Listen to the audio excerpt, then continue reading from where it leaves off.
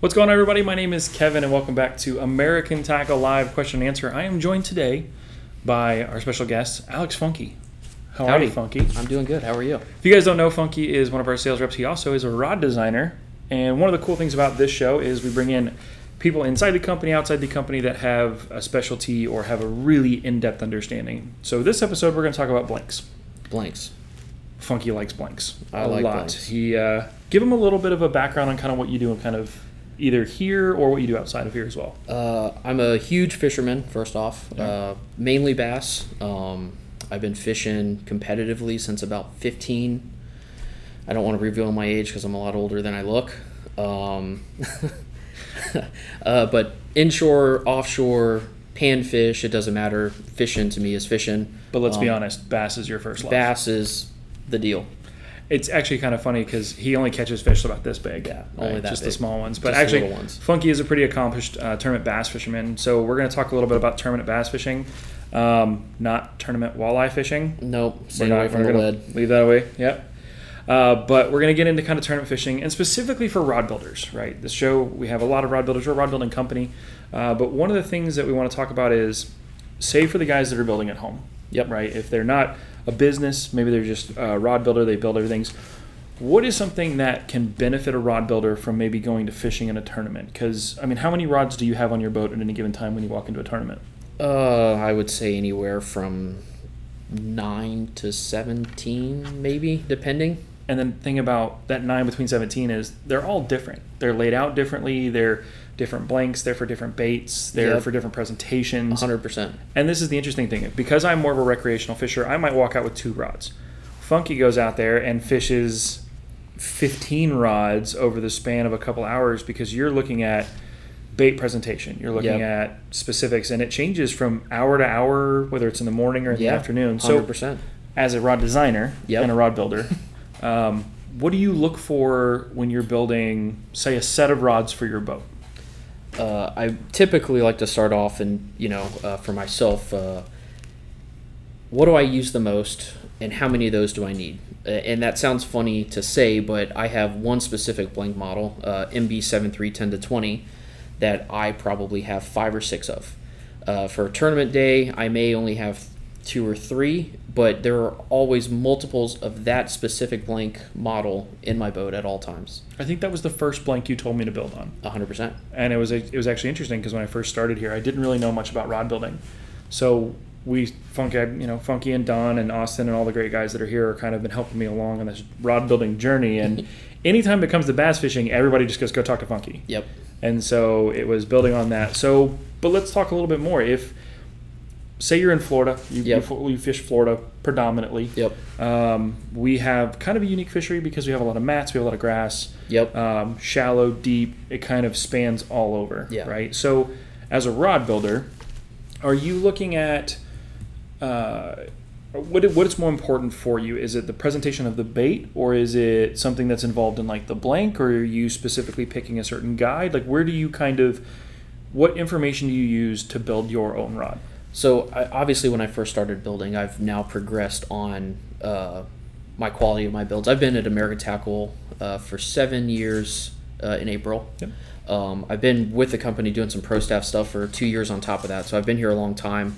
Don taught me how to build rods multi moons ago. And the bearded Yoda himself. Yeah, yes, exactly. So I've now kind of still used those same rods from when I first started. Now I've progressed on my builds and my techniques and things like that. So I've slowly transitioned out of some of the old stuff that I've had to some of the newer products like G2 handles or CCT seats, things that look a little bit more high end besides just EVA and cork. So I kind of started just rolling through what I needed and what I used the most of, and then kind of just kept building. I build all the time. I don't know how many rods I've built. He also builds quite a bit of our R&D stuff, which we might touch on something maybe a little bit later that is going to be the first thing that we're going to basically show anybody, and it's going to be on this live, which is going to be pretty cool. So let's talk a little bit. So if you're building for yourself, you have your kind of what you want. Like your essentials. Like here in Florida, you could probably start with a 6 series set. A 7.3 medium heavy fast, or you could do a 7 foot. Okay, hold on. You just said a whole bunch of stuff. Yep. and I am not you. Okay. And I know most of you out there are better than I am, but you just said, what did you just say? A series of 6 or so. Okay, but you started throwing out numbers and So letters. MB73, 10 to 20. Let's start there. MB73 10 to for anything in the American tackle line. Yep. And MB7 to 3 means what? 7'3". Is what's MB?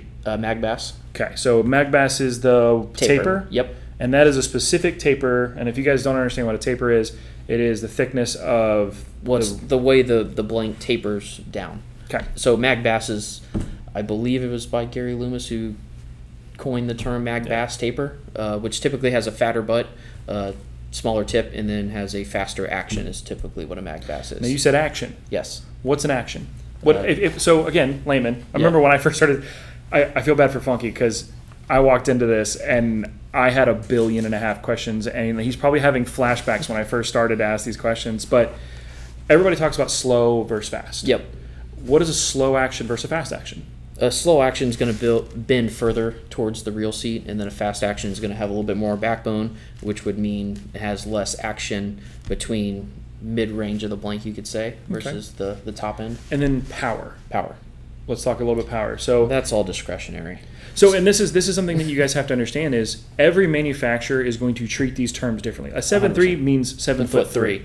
A mag bass or a bass taper is going to be a bigger butt, smaller tip. Typically, yes. But when you get into actions, that is much more specific into a manufacturer. Now, I know from what we do, and Funky does this a lot more than I does, but when you're talking about when we get into R&D and we get into the development of a blank, right? We develop blanks constantly. There are prototypes that show up.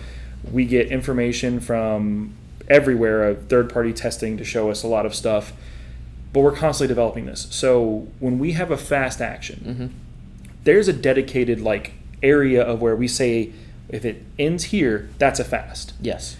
A slow ends here between these two kind of points. Yeah. So for you guys out there that are picking your blanks that maybe are just now getting into rod building, or even some of you seasoned veterans that maybe kind of heard the term fast and soft and kind of understood it, is a little bit more into it. And here we get really, really in depth just between of all. It could be the matter of we're measuring and going over it's an inch long. It's not really a fast, and we got to change up the build of it. But let's get back to a little bit of tournament fishing. So we've talked about your own personal stuff. Yep. But now let's talk about guys that are business owners. Guys that are building rods. These are not your everyday kind of, he's going to build a rod a month. This guy's pumping out 10, 15, 20 rods a day. Yep. Something crazy. If they wanted to break out into, let's say, the bass fishing tournament scene. Yeah. You had started talking about a series of 6. Yep. What is, as a rod designer, you do this all the time, but what's that series of 6? I mean, like I was saying, a 7'3", medium heavy fast, and this would be for a baseline here probably in Florida, which you could probably go to Alabama, Georgia, some of the southern states, maybe even Texas. So you do MB73, 10 to 20, be fast. You could do an LS7, 10 to 20, which would be a moderate. You could do a CB 7.2, 10 to 20 or 12 to 25, which would be a slow crankbait action rod.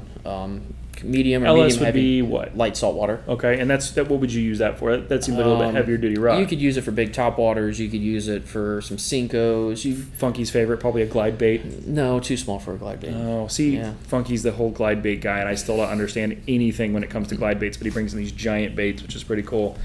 Keep going, sorry. So I would do one spinning rod for here, probably a CB 7.2, which would be a moderate action, medium heavy spinning rod.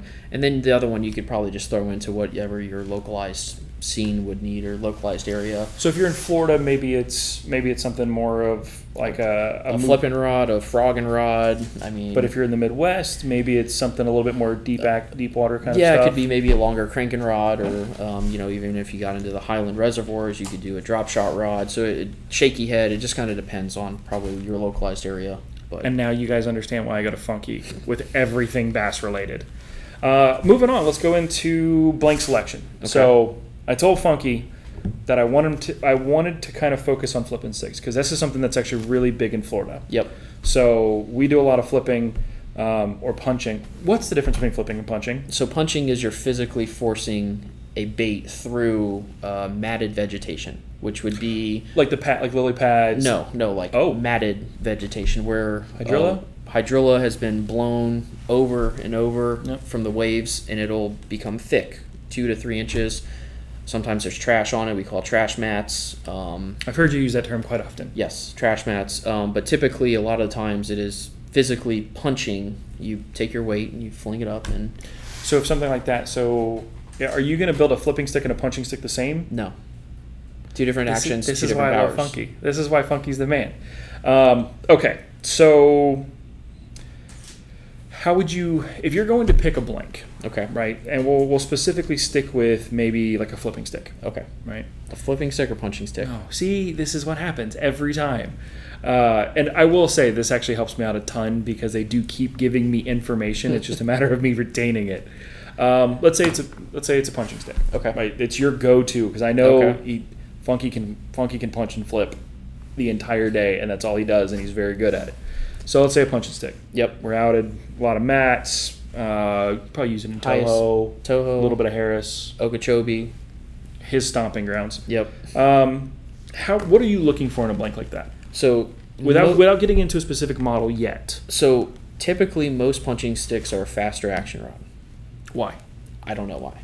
That's just your That's just how most manufacturers produce Okay. punching sticks. okay. I don't know why it is. I don't prefer a fast action punching rod. That's my personal preference.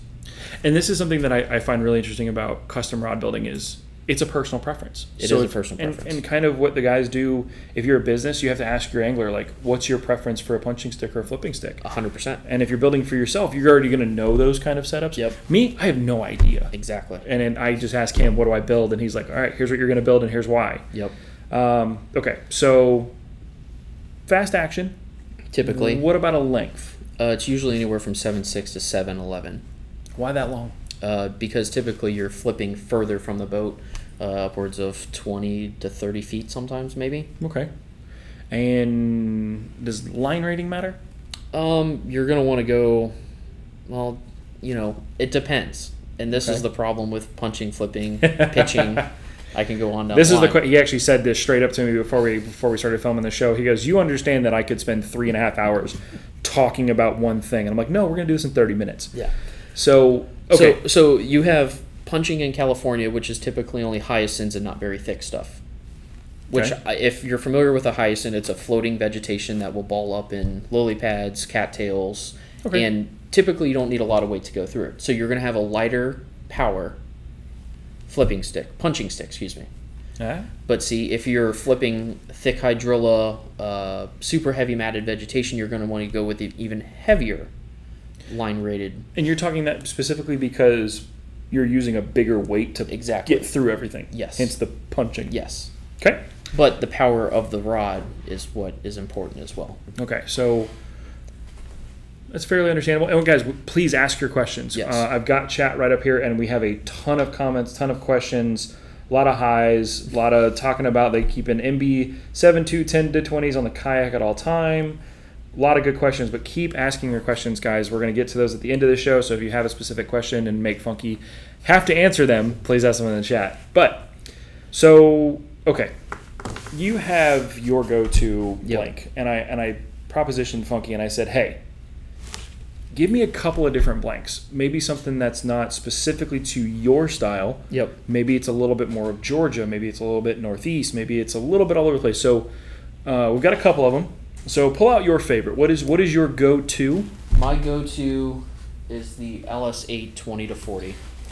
So this specifically is we lot- designed it as a light saltwater rod. That is a light saltwater rod. And this is a snook rod. This could be a Reds rod. This could be a couple of different things. But the characteristics of this was originated from the LS76 20 to 40. So we extended it another 6 inches. I cut it down typically to a 710 or 7.9 depending. Okay. But these are my go-to. They are heavy action, moderate, my personal favorite flipping sticks, punching sticks. Now I have an LS76 Yep. that I am a huge fan of, and that was the one Yep. that you were like, for you, because you don't really understand. I didn't understand the nuances of Yep. every little thing. It's great. I use it all the time. It was actually my first rod build. Yeah. And it's still to this day is one of my favorite rods to go out and think. Now, here's my question. It's very much a technique specific is flipping and punching, Yes. right? if I put a crankbait on this, how much pain is that going to cause me? A lot. Because it's not designed for it. Exactly. And this is the thing for you guys at home and maybe somebody that's looking at it from the standpoint of trying to learn some more information on blanks. Each blank has different characteristics. And a lot of blanks are designed with either a species in mind or a technique in mind or a bait in mind. It's crazy how much we do with blank setups. And it could be even from the construction. This is kind of a set, one of our Bushido finished ones. You don't see a lot of the carbon fiber, but we have some that, even like in the Bushido line, that are all carbon fiber. You can see everything. It's a really good looking rod, but that does slightly change how these rods kind of feel. React, yeah, definitely. And thickness and wall thickness. And we could get into the construction of blanks and spend 4.5 hours on this, just the construction of blanks. But we're going to keep going. So here, what's the next one? This is an SWB 710 15 to 30. So SW. Swim bait is what that stands for. Okay. 710. But what I want to point out is you can see here the difference in the thicknesses in the butts sections here. Now, if you look towards the tip, how much thinner, sorry, I'm going to move over here a little bit. Yep, you're good. Oh, wow, this is way thinner than this one is. Yes. So what does that do? So this is going to give you your more moderate action versus a fast action. Okay. And this is the reason why I prefer this, is when you're punching a big weight, and you got to remember that we're punching anywhere up to 2.5 ounces of tungsten. Yeah, so that huge. weight's about the size of my thumb. They're not number 8 tungstens, though. No 8-ounce tungstens, no. I had to do it. I had to do it. No. Anyway, we're moving on. So when you go to set the hook in a fish that's through matted vegetation, the bigger your weight is, the more likely is you're going to set the hook and the weight is going to punch the mouth open of the fish. Oh.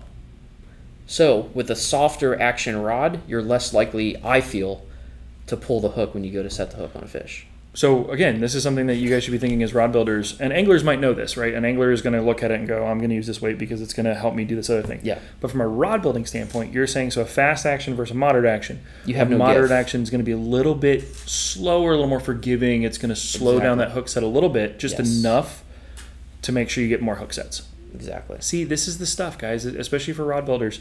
And even for anglers, if you guys are an angler out there, this is something that is really, really intricate when it comes to starting to build your own rods, that the more and more you build, the more and more you fish, the more and more you're going to understand that building your own rod gives you the flexibility to change the blank up. Yeah. So, all right, I'm going to give you these back so we can put those away. We'll touch on, let's do this. Let's touch on guides. Right? Hang on. We got more. See, this is Funky. Man, so Funky goes down the rabbit hole hard. You're mentioning other states and other areas of the country. Yeah. You can also do, I like to flip grass here, which is flipping, not punching. You could use the LS76, so if you're flipping Kissimmee grass, some toolies, buggy whips, even some light pads, not too thick. The LS76 12 to 25, moderate action. Love it. Real good all-around rod. This is actually a really good big worm rod too. But you can flip with this one, and we're coming out with the MB76 12 to 25, which is a little bit faster action. So if it's a little bit heavier cover, but guys could flip wood with this rod, up in Georgia, laydowns, things like that. So we have tons of blank selections to actually flip with. Yeah. And I will say for anybody once we start getting through the questions and whatnot, if you think of a question, or maybe you don't see this during the live section, and you want to ask Funky a question specifically about blanks, Funky, how do they get a hold of you? You can shoot me an email, Facebook message, or contact Kevin too. What's your email address, Funky? Alex Funke, Funke at americantackle.us. And it's pretty simple, guys. Even if you want to give us a call, extension 1214. There you go, 1214. Give us a call, or if you just call in, you forget the extension, you don't remember it, just ask for Funky, and we'll get you right over to him. All right, I know you've been waiting to show this. Yeah. So, like I said before, Funky is one of our R&D guys. He does a lot of the testing for us, especially when it gets into blanks specific to bass. Yep. You want to bring one over? So we are still in development of this blank.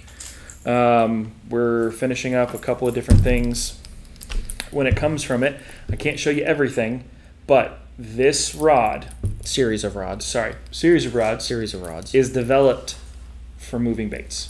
This is unlike anything else on the market. This has been developed for what, a year plus? No, longer than that. And we're looking at everything from chatterbaits, crankbaits. I mean, this is your baby, because I know this has been something that... Rattle traps, crankbaits. We're even going to have a square bill option for square bills, big crankbaits. Obviously, it's a DT22 Norman, 6XD, 8XDs. So, guys, especially, and we were talking about this when we kind of started developing these, which was a lot of you guys up in middle of the country, Midwest, like the northern part, when you guys are throwing big crankbaits, stuff like this. This is going to change how you fish.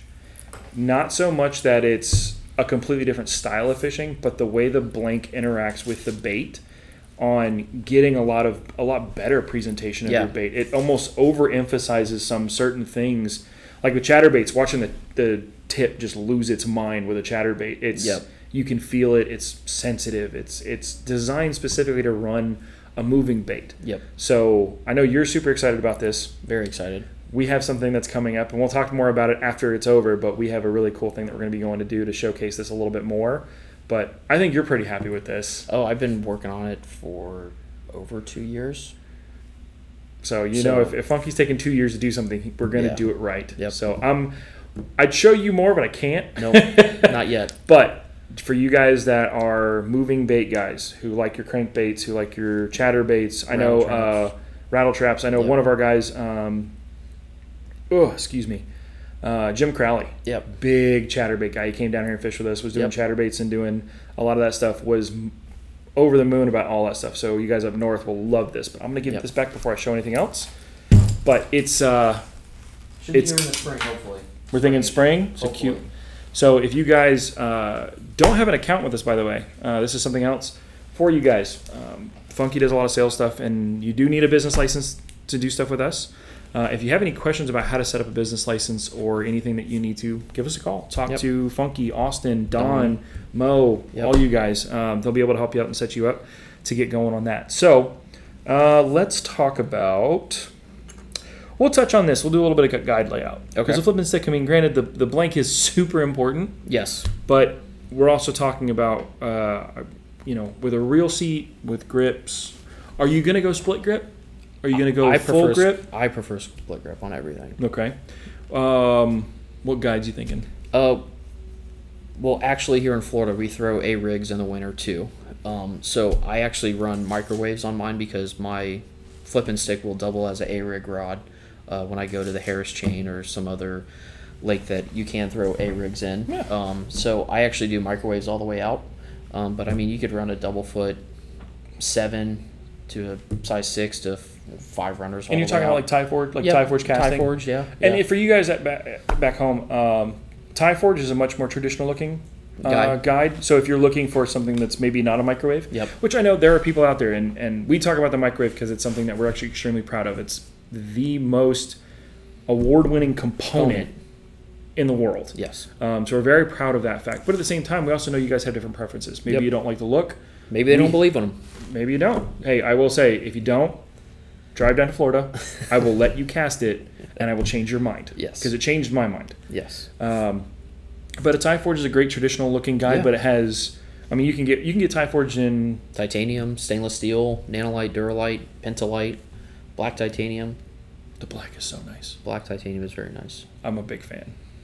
So, if you're doing a flipping stick, do you need to change the guide layout at all? Is there any kind of tweak that you would do versus, like, say, a crankbait rod or something like that? Or is it more just because of the blank that you would choose? Well, so typically with a longer rod, you're going to have a tip-heavy rod. Okay. I personally prefer a shorter handle, anywhere from like 11 to 12 inches. But I actually weight the back end of my rod. You showed me that. Yeah, a little trick. I buy half-ounce lead weights at the tackle store. Cheap lead weights, not for stuffing walleye. I actually stuffed the blank with it. But anyway. You did not. I did. Okay. So moving on. So you actually take some masking tape, a little bit of pro-paste epoxy. start dipping them in the pro paste and just start shoving them in one by one until it feels balanced. I will say that made a huge difference because when I was building mine, that was something that you showed me. I was like, hey, this is a really cool little trick, and it's going to help you, especially for down here in Florida when you are constantly punching. When you have that rod and that pendulum in your hand all day long, it is very tiring. And to have a balanced rod, it takes a lot of the work out of it. And it also, like, from my standpoint, being newer to a lot of like the very specific technique fishing, I found that it was easier to get the bait where I wanted to because I wasn't trying to fight the rod. The rod was a lot more comfortable in my hand. 100%. I mean, we went out when we did some filming on some stuff, and I mean, we punched for like 2.5 hours. Because that's just what the fish called for. And we were catching them pretty nice. It was a fun time. Definitely have a much more profound respect for like full-on tournament bass fishermen because the amount of times that you have to cast is insane. It is. Yeah. We talk about, I give them crap for it all the time, and it's funny. All right, let's go to we kind of touched on it, and you touched on it too, but like an A-rig. But there are different uses. So maybe a guy is only going to build 3 or 4 rods. Right? He wants to have a flipping stick because that's kind of a technique that he wants to use. But he can cut that off and use an A-rig. But can he cut it? You said a big worm rod. Could he cut off a flipping stick for bait and then just put a big worm on it? Well, and still kind of be successful? Some of the lighter ones, if you were flipping wood, you could definitely use that for a big worm rod, or even a Carolina rig rod, a swim bait on a jig head. I mean, you can kind of fine-tune depending on the actions and powers. I mean, most of the time you can make it work if you only wanted to build 3 or 4. But yeah, most of the time you can kind of intermingle a few. But you can't do like a drop shot and a flipping stick, or that'd something. Be awkward. Yeah. But I will say this: if you're going to get into building rods, you're never just going to build 3. No. Ever. You're going to build like a. I will rat on Funky a little bit because Funky fishes so much. He basically has a tackle shop in his garage. And I remember the amount Lindsay, I hope you're not watching. I remember looking at his rods. How many rods do you have? I've recently given some away, but I know myself I probably have over 30 just for bass fishing. And they're all like specific to a bait, specific to a technique. Totally specific to a bait. And it's awesome. And every time he travels to a new lake, you can just see him like pulling stuff out of his boat, putting new rods back in. It's pretty awesome. All right. So like every live, we do a really cool sneak peek of the This Is Rodbuilding YouTube series. I will say we've had a huge amount of interest in this, not just from our fans, but other people that are getting into rod building. It's a really cool series. If you have not checked that out, follow us on YouTube, ring that notification bell. But on this episode, Gary gets into shop organization, and both you and I have shops, and organization is a huge importance, just so you know where stuff is. Yes. So let's take a look at the teaser for episode 3 of This Is Rod Building.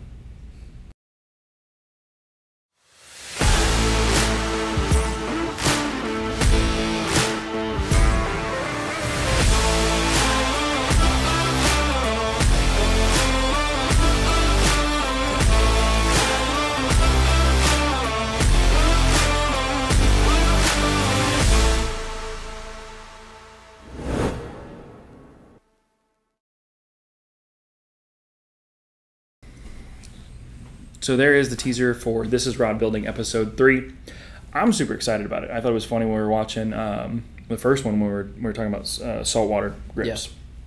Even we were watching it, and like I remember, I forgot who it was, but like, oh, that's actually a really cool idea. Yeah. So even internally, like we're always learning some stuff. Definitely. So, but yeah, again, this is episode 3. So if you haven't seen the first 2, make sure you head over to YouTube and check that series out. So let's get into my favorite part, which is the question and answer section. Let's do it. Usually it's a lot of fun times. Yep. So we'll see what happens. All right, guys. I'm going to pull the laptop over. I'm going to go ahead. What we got here? All right. Corey Lyman. Hello from Saskatchewan, Canada. I got to say, this guy is on every single live. And he always says hello from Canada. What's going on, Corey? 407 Custom Rods. Hello, American Tackle. Josh Allen checking in from the West Coast. Hope y'all are. Where are you from on the West Coast, Josh? He was from where Ian just came through. So. West Coast of Florida, not West Coast of the U.S. Yes. Oh, I hope you're doing okay, man. Yep. Oh, by the way, to touch a little bit on the hurricane, we did lose power. I do want to say thank you to everybody that reached out to us through social media, emails, phone calls, customers. You guys are amazing. we got a lot of love and a lot of people. Everybody from, like, I had one guy reach out from Washington, saying, "Hey, I hope you guys are okay." And it's interesting because that has nothing to affect them. No, not at all. But we did lose power, but we're back at it, and we are cranking away at this, which is really cool. Yep. So again, thank you so much for all the well wishes. We are doing well. We're basically back up to full speed. So if you need anything, give that guy a call. He'll set you up. All right. It's too bad. I keep 3 of the MB7 2 10 to 20s on my kayak from 407. Alex say, "Hey y'all, checking in from Georgia." Hello. What's up, Alex? Go Dogs. Just saying. Oh gosh. Go Dogs. Every Monday we come in and everybody is talking about their teams. They're talking about college football. It's great. Rindy, you're running late. How dare you? Also welcome. Gary Benny, the star of This Is Rodbuilding's in here. Hey, Gary, how are you? Joe Miller, thanks, Funk. I've been trying to explain that to folks up north. Yep. Let's see. Alpha Omega Custom Rods. Where's Mo at? He should be in every show. Mo is working. I can't have Mo on every show. I am working too. You are. You are. Mo is constantly stuff. 407 the Tarpon Stick. Austin Funkmaster is out there dropping knowledge bombs. Try to. Let's see. Hook set, because we were talking about hook set. They want those now. The that other blank that we talked about. MBS. Is it glass? Can't tell you. Can't tell you. Can't tell you. Not yet. When we announce it, you'll know everything. Gary not tease me. Is this man bun coming off? No, it's not. A whole bunch of stuff. So, all right, guys. Well, I think we hit a lot of information on this show. Yes. Again, guys, if you have any questions related to blanks or just anything in general, reach out to us at americantackle.us. If you would like to send an email to Funky, what's your email again? Alex, ALEX, FUNKE @americantackle.us. And then if you don't remember that, you just want to give us a call, and your extension is 1214. There you go. You can reach out to Alex and he'll set you up. If you are a rod building business, please reach out to him. He'll set you up and get you all running through that. But as always, guys, thank you. My mouth just stopped working. Oh man, it's been a long. Been a long week. Sorry, yes. But as always, Funky, thank you so much for joining me. Always. Hope to have you back. We'll see. More knowledge bombs. More knowledge bombs. But again, guys, thank you so much for tuning in to American Tackle Live Question and Answer. If you have any questions, give us a call. But as always, thank you so much, and we'll see you next time. See ya.